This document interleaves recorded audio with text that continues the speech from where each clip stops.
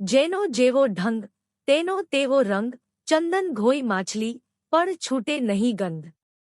જેનો જેવો ઢંગ તેનો તેવો રંગ. અહીં ઢંગ એટલે સ્વભાવ, વર્તન કે અંદરની પ્રકૃતિ, અને રંગ એટલે તેની ઓળખ, છાપ કે પરિણામ.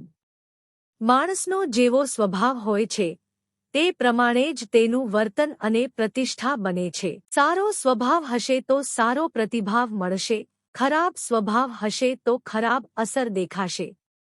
માણસ પોતાના સ્વભાવથી જ ઓળખાય છે. ચંદન ઘોઈ માછલી પણ છૂટે નહીં ગંધ. ચંદન સુગંધિત અને પવિત્ર માનવામાં આવે છે, પણ જો માછલીને ચંદનથી ધોઈએ તો પણ તેની માહલીવાળી ગંધ જતી નથી. અર્થ એ છે કે બહારથી કેટલું પણ શણગાર કે ઢાંકવા પ્રયત્નો કરીએ, પણ અંદરનો સ્વભાવ બદલાયો નહીં હોય તો મૂળ પ્રકૃતિ બદલાતી નથી.